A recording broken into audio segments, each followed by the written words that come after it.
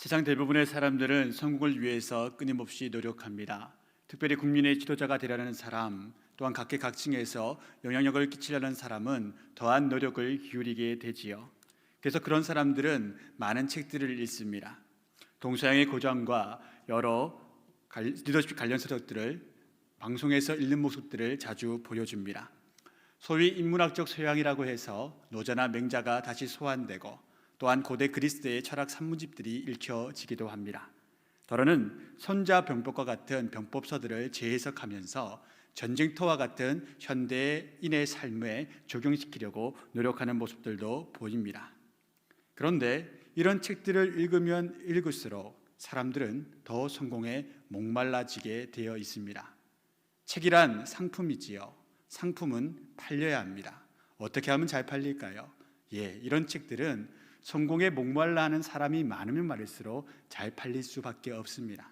그래서 독자들이 그것을 읽게 되면 성공에 더 매달리는 사람들이 됩니다.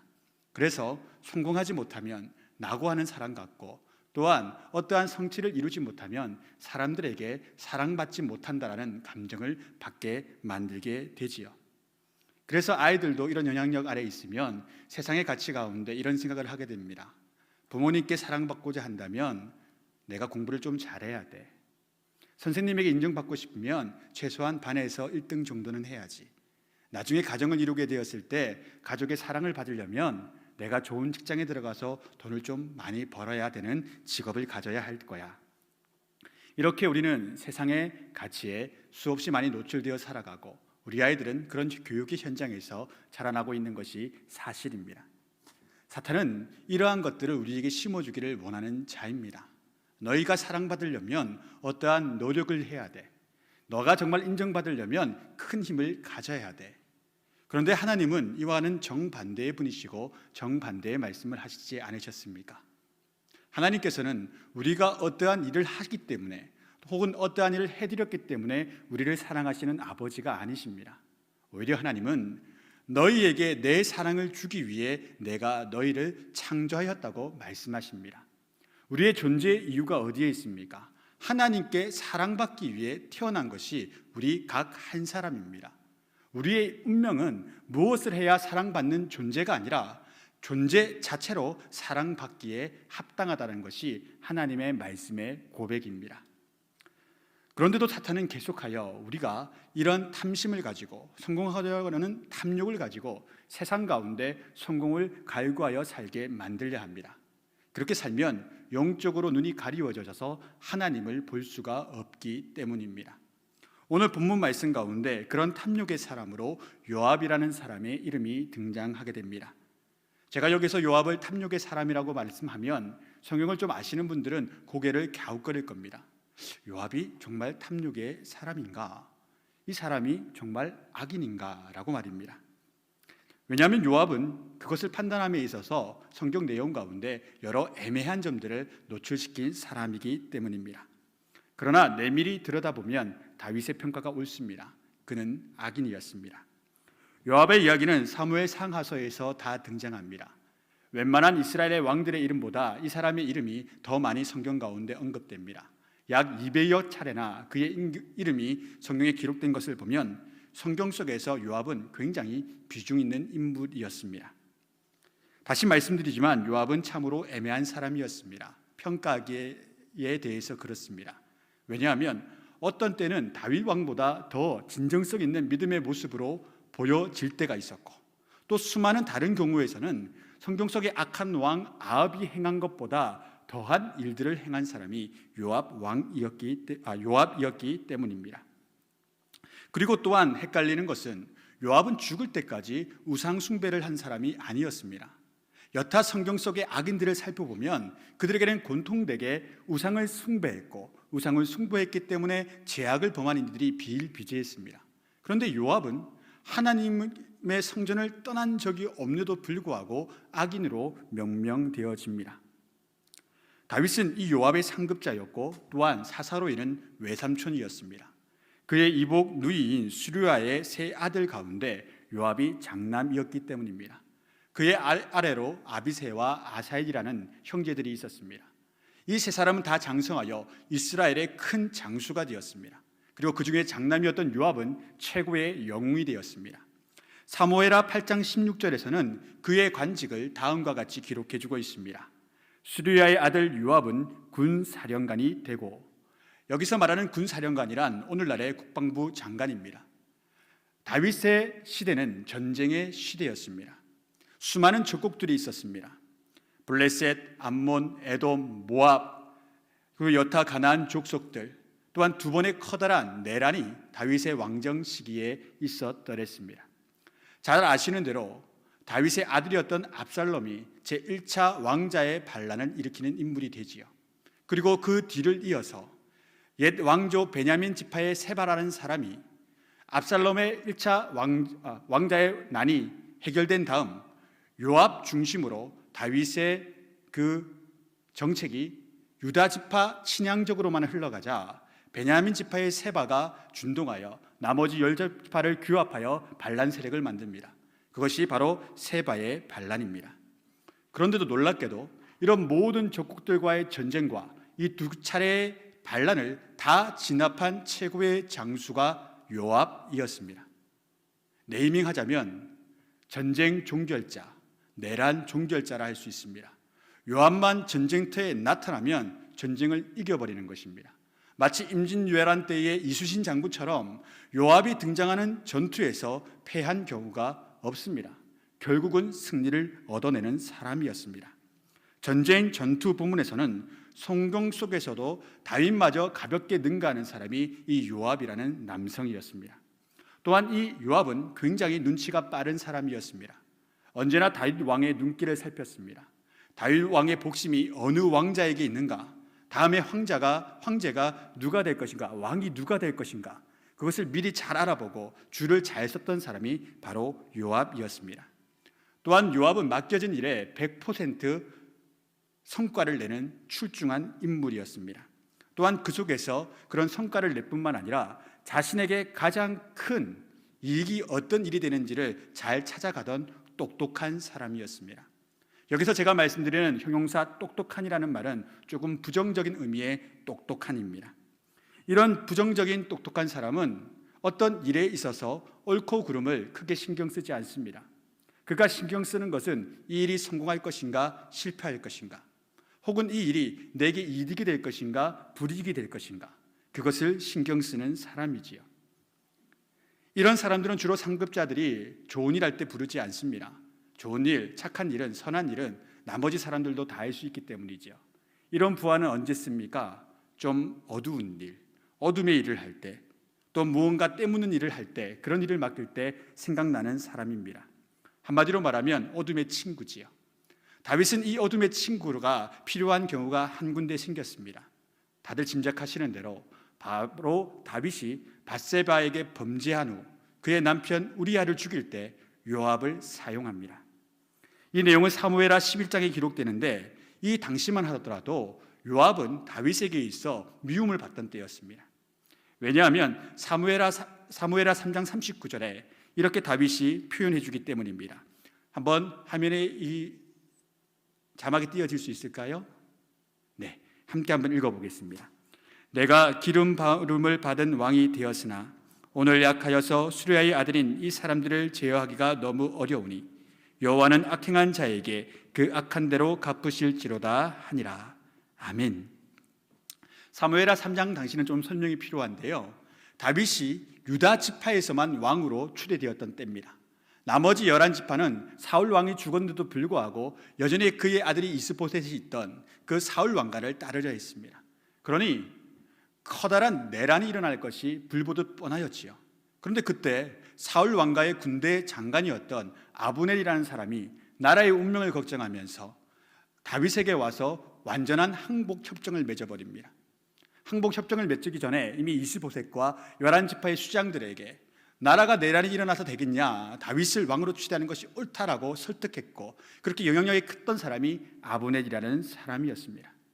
그런데 이 아브넬과 요압 사이에는 원한이 있었습니다. 예전 전투에서 이 아브넬 사령관이 요압의 동생이었던 아사엘을 전사시켰기 때문입니다. 요압은 그 일에 대해서 복수의 칼을 갈았고 또 여러 가지 이유에서 아브넬을 미워하였습니다. 그래서 아브넬이 평화 협정을 맺고 돌아가는 길에 쫓아가서 그의 배에 칼을 찔러 죽여버리는 만행을 저지릅니다. 여러분, 생각하기에 따라서는 큰 내란이 요압 때문에 일어날 수가 있는 것입니다. 그런데 여기서 부연하자 말하자면 요압은 단순히 동생 아사엘의 복수를 한 것이 아닙니다. 요압은 전쟁을 원하는 사람이었습니다. 왜? 전쟁만 나가면 이겼기 때문이지요. 또한 평화협정이 맺어져서 이 평화협정의 가장 큰 공은 누가 가져가겠습니까? 당연히 아브넬이지요. 다음 국방장관은 누가 되겠습니까? 당연히 아브넬이 될 수밖에 없지요. 그런데 저가 죽으면 어떤 일이 벌어지겠습니까? 여전히 힘이 능했던 요압에게 그 공이 돌아가게 된다는 것입니다. 요압은 이러한 일을 벌였지만 아무런 제재를 당하지 않았습니다. 왜냐하면 유다 지파가 강한 결속력을 가지고 이 요압을 밀어주고 있었고, 또한 그의 부하들이 이에게 충성 맹세를 하고 있었기 때문입니다. 왕마저도 건들지 못하는 세력을 요압이 가지고 있었기 때문에 다윗이 사무엘하 3장 39절에서 한탄을 했던 것입니다. 이렇게 요압을 미워하는 다윗인데 우리아를 죽일 때는 요압이 생각나는 겁니다. 이 일은 요압이 맡아야 돼. 비밀스럽게 잘해줄 거야. 정말 잘 처리해 줄 거야. 이런 생각을 가졌던 것이지요. 사무엘하 11장 14절과 15절의 내용을 한번 다시 읽어보겠습니다. 함께 읽겠습니다. 아침이 되매 다윗이 편지를 써서 우리아의 손에 들려 요압에게 보내니 그 편지에 써서 이르기를 너희가 우리아를 맹렬한 싸움에 앞세워 두고 너희는 뒤로 물러가서 그로 맞아 죽게 하라 하였더라. 다윗은 이러한 살해 청부를 편지로 보내었습니다. 또한 죽음의 당사자인 우리아의 손에 들려보내는 약간 잔인스러운 일을 하였습니다. 그런데 요압은 굉장히 똑똑한 사람 아닙니까? 아마도 제 생각에는 이렇게 생각했을 것 같습니다. 우리 말제 삼촌 다윗 참 어수룩한 분이시네. 이 살해의 증거를 내게 맡기시다니. 내게 편지가 있어. 그리고 이 사실이 국민들에게, 백성들에게 전해지면 동정표 하나도 못 얻을 거야, 우리 다윗 왕은. 왜?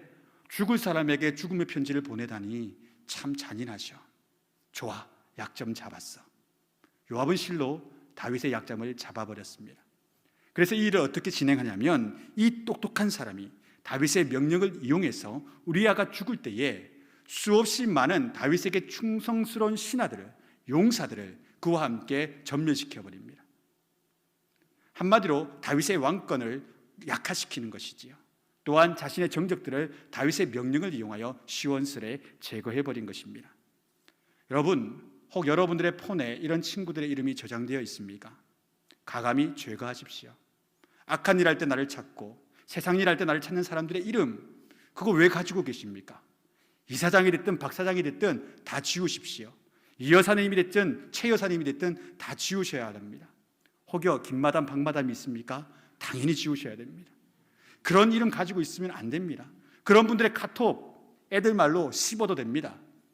여러분, 그런 사람들의 의견, 그런 사람들의 말에 신경 쓸 것이 아니라 오히려 그러한 시간에 하나님의 마음을 더 깊이 묵상하십시오.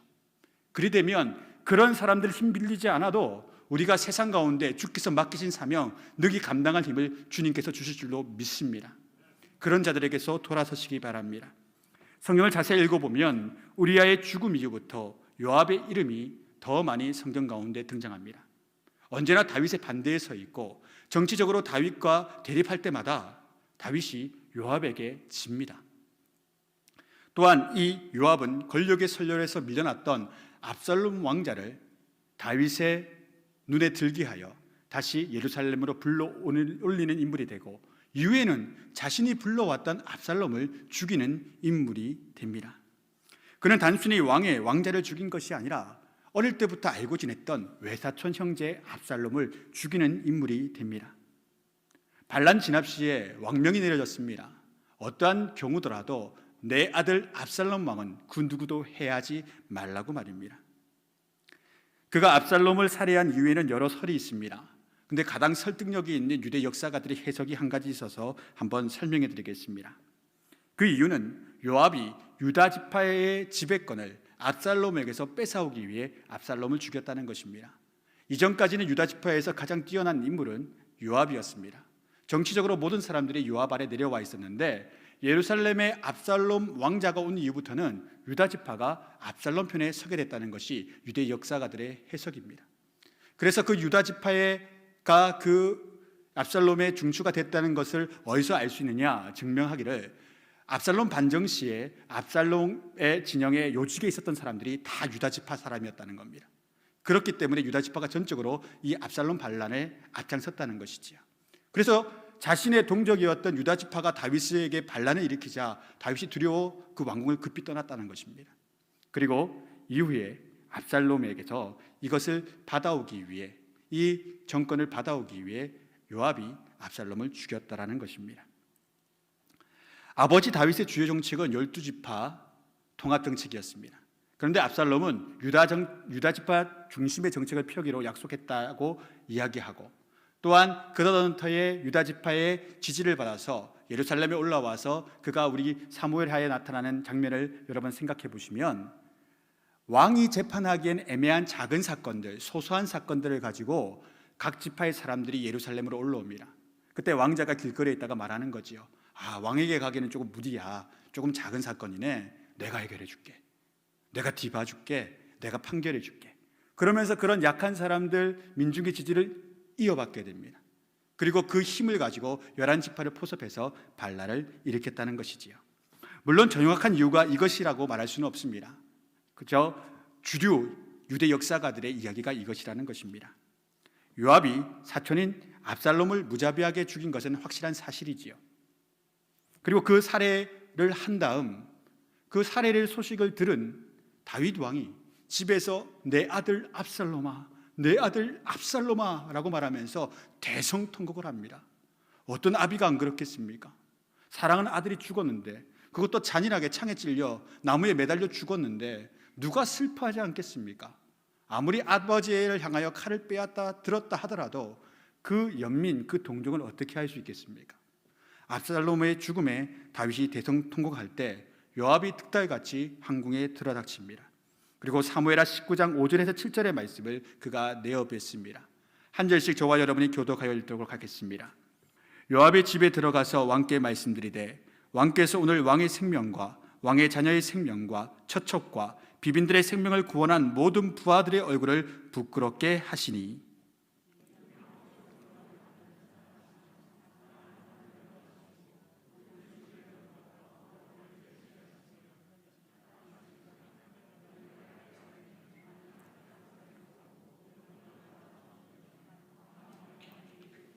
7절 함께 읽겠습니다.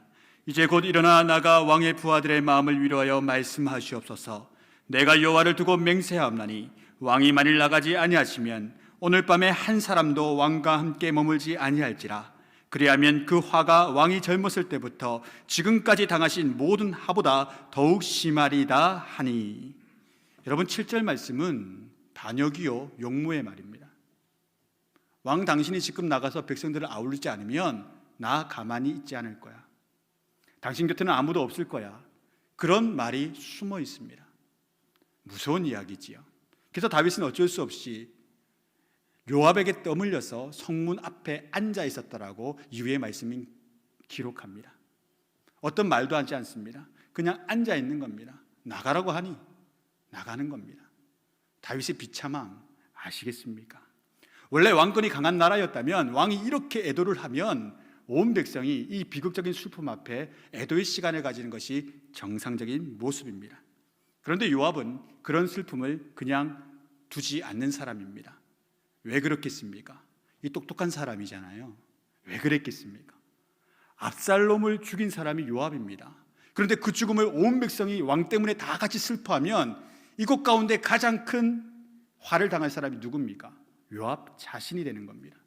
그렇기 때문에 이 슬픔의 장면을 놓아둘 수가 없습니다. 속히 회복해야 됩니다. 왕을 겁박해서라도 이런 일을 벌이는 것입니다. 이런 그의 악한 성향은 이후 사건, 오늘 본문 말씀에 있는 아마사의 살해 사건에서 더욱 분명하게 부각됩니다. 아마사라는 사람은 압살롬 반정 때에 압살롬의 편에 서서 군대 장관이 되었던 괴수이지요. 반란의 괴수 중에 한 사람입니다. 그런데 다윗이 이 사람을 나중에 재등용하여 대장군의 직위에 앉힙니다. 그런데 바로 그날 요압이 길거리에서 아마사를 만나자마자 칼을 들어 그의 배를 찔러 또다시 죽여버립니다. 요압은 자신의 자리에 누가 오는 걸 싫어하는 사람입니다. 더더군다나 아마사는 이 요압의 사촌형이 되는 사람으로 다윗의 사람입니다. 요압은 자신의 친족의 피를 자신의 칼에 묻히는 것을 전혀 두려워하지 않는 악한 사람이었습니다. 아마사를 살해한 다음 요압은 자신의 군사들을 이끌고 세바의 반란 사건에 들어가서 세바의 반란 진영을 단숨에 제압해 버립니다. 일하나는 정말 기똥차게 잘하는 사람입니다. 능력은 정말 출중한 사람입니다. 그런데 그 속에 하나님의 영이 없습니다. 그런데 그 속에 하나님의 마음이 없습니다. 전혀 하나님의 마음과 합한 부분이 요압에게는 없었다는 것입니다. 물론 다윗이 조금 이상한 점은 다윗이 인구 조사를 할 때 반대했던 사람이 요압입니다. 근데 제 생각은 그런 거예요. 딴 사람이 반대했으면 다윗이 들어줬을 만한데 미운 놈 요압이 반대해서 더 말을 듣지 않았을까. 근데 이건 좀 이상한 부분입니다. 그래서 요압은 왔다 갔다 합니다.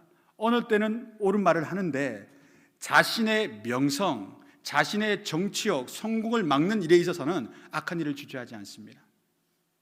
우리도 그럴 수 있지 않습니까? 어떤 부분에 있어서는 하나님께 다 맡깁니다. 그런데 돈 문제만은 하나님께 못 맡깁니다. 세상의 권력의 문제만은 하나님께 못 맡깁니다. 그것만은 내 거라고 주장하는 거지요. 요압이 바로 그런 사람이었다는 것입니다. 그래서 오늘 본문 말씀 가운데 5절에서 6절에서 다윗이 죽기 직전 솔로몬에게 유언하면서 이 악한 사람에 대해서 이와 같이 평가합니다. 저 사람은 조용히 천국에 들어갈 사람이 못 돼. 저 사람을 너가 죽여야 돼. 평안히 죽게 하지 마라 라고 지혜로운 솔로몬에게 부탁합니다. 여러분, 상급자가 죽기 전에 하는 평가가 너무 혹되고 무섭지 않습니까? 반면에 이 상급자인 다윗은 자신의 상급자인 사울에게서는 이와는 전혀 정반대의 평가를 얻었던 사람입니다. 사무엘상 24장 16절과 22절까지의 말씀을 여러분과 저와 또 다시 한 번 더 배워보겠다는 입장에서 교독하여 읽어보도록 하겠습니다. 다윗이 사울에게 이같이 말하기를 마침에 사울이 이르되 내 아들 다윗아 이것이 내 목소리냐 하고 소리를 높여 울며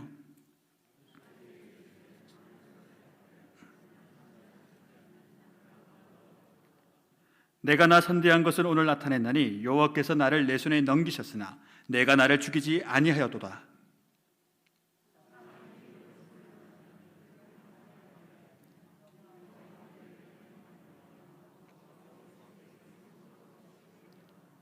보라, 나는 내가 반드시 왕이 될 것을 알고 이스라엘 나라가 내 손에 견고히 설 것을 아노니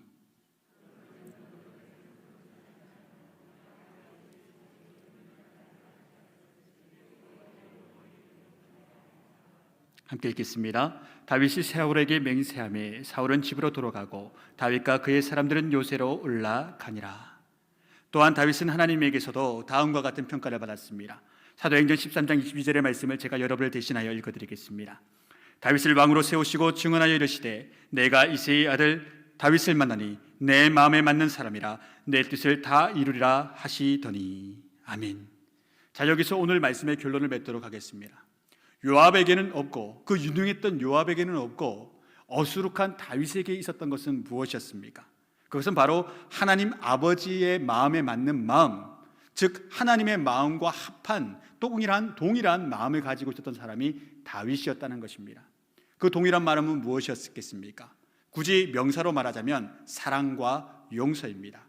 더 큰 포용적인 의미로 말하자면 한 단어로는 사랑이겠지요. 다윗에게는 사랑이 있었습니다. 하나님을 향한 사랑이 있었고 백성을 향한 사랑이 있었고 이웃을 향한 사랑이 있었습니다. 반면에 이 똑똑한 사람 요압에게는 그런 사랑이라는 감정이 완전히 메말라져 있음을 보게 됩니다. 악한 세상 가운데 하나님의 사람들은 악한 자들의 형통을 부러워해서는 안 됩니다. 왜냐? 그 속에는 사랑이 없습니다. 악한 세상이기에 악한 방법으로 살아가면 더 성공할 길이 많은 것이 우리가 살고 있는 현실입니다. 여러분, 착각하시면 안 됩니다. 선한 일 하면 성공할 거야. 아니요, 악한 세상에서 힘듭니다. 하나님의 신령한 능력이 임하지 않고는 악한 세상에서 선한 방법으로 성공한다는 것은 불가능에 가깝습니다. 그렇기에 우리 믿는 사람들은 어떻게 살아야 합니까? 악한 자들의 것을 부러워할 것이 아니라, 혹은 너무 다급하여 편법을 쓸 것이 아니라, 다급하면 다급할수록, 혹 여러분 가운데 다급한 분들이 계시다면 내일 특별 새벽 기도에 나오셔서 금식하며 기도하시면 됩니다. 그런 방법으로 우리는 악한 세상을 정복하여 나가야 합니다. 악한 사람들이 쉬운 방법 쓴다고 우리도 쉬운 방법 쓰면요, 하나님께 버림받을 뿐입니다. 그렇게 성공해 보았자 요압 같은 인물로밖에 하나님께 평가받지 못합니다. 좀 애들러 가더라도 하나님께 기도하며 참고 기다리는 인내가 필요합니다. 다윗 보십시오. 다윗은 요압에게 즉각 복수할 수도 있었지만 하나님의 방법이 무엇인지, 하나님의 때가 무엇인지를 끝없이 물었던 사람입니다. 그래서 자신의 때에 복수하지 아니하고 지혜로운 솔로몬에게 그 때를 내어 맡깁니다. 너가 이루어 주어라. 이것이 하나님의 방법이지요. 그 때마저도, 그 시기마저도 하나님께 내어 맡기는 모습입니다. 여러분, 우리가 치열하게 살아가면 하나님 가운데 살아감에도 불구하고 부상을 입을 때가 있지요. 악한 세상 가운데 큰 화를 당하거나 슬픔을 당할 때도 있을 겁니다. 실패하고 좌절할 때도 있을 수 있지요. 말씀대로 사는데 어떻게 매일 성공만 합니까? 말씀대로 살아도 실패할 때가 있습니다. 그것이 십자가가 아닙니까? 십자가 지는 삶이 아니겠습니까?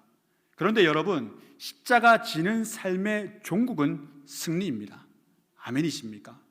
작은 전투에서는 물러남이 있을지 몰라도 결과적으로는 하나님이 승리케 하십니다. 아멘이십니까? 여기서 아멘이 안 나오시면 곤란합니다, 여러분. 정녕 하나님은 살아계시기에 그러합니다. 끝까지 선한 방법을 고수하고 주의 뜻을 따르면 주께서 우리를 대신하여 싸우시고 승리를 이루시는 까닭입니다. 그런데 그렇게 살아가다 보면 다칠 때가 있습니다. 힘들 때가 있습니다. 또한 그런 사람들이 보일 때가 있습니다. 여러분, 그러한 때는 손편지를 써보십시오. 좀 PPL 같은데, 여러분 손편지를 좀 써보십시오. 얼마나 좋습니까? 코로나 때문에 힘들어하고 장사가 안 되고 가정이 좀 어렵고 그런 사람들에게 전화 한 통도 굉장히 좋은 위로가 되겠지만, 그러할 때 여러분, 내가 이때까지 쓰지 못했던 말들을, 전하지 못했던 마음들을 편지로 써서 우편함에 넣어 보낸다면 그것을 받아보는 분들이 얼마나 마음이 흡족해야 하겠습니까? 같은 구역 지체들에게, 같은 부서 형제 자매들에게, 같이 봉사하는 분들에게, 또한 가족과 사랑하는 이들, 또한 내가 지금 마음에 품고 있는 베스트들에게 그런 손편지를 써서 보내어 주십시오. 대부분의 사람들은 악한 세상 가운데 요압 같은 사람들 틈바구니에서 살아갑니다. 꼭 요압 같은 사람들이 한두 사람은 있습니다. 어떤 기업이나 어떤 부서나 한두 명 정도는 이런 사람들이 우리를 힘들게 합니다. 근데 나만 힘든 건 아니잖아요. 다른 분들도 힘들 거 아닙니까? 그런 분들에게 이런 편지를 써서 보낸다면 아마도 오아시스를 만난 느낌이 아니겠습니까? 그런 청량한 느낌이 이런 편지 가운데 있기를 소망해 봅니다. 또한 다윗과 같은 사랑의 마음을 품어서 이 가을에 그런 편지를 쓰는 우리 모든 성도님들이 될 수 있기를 주님의 이름으로 축원드립니다. 기도드리겠습니다.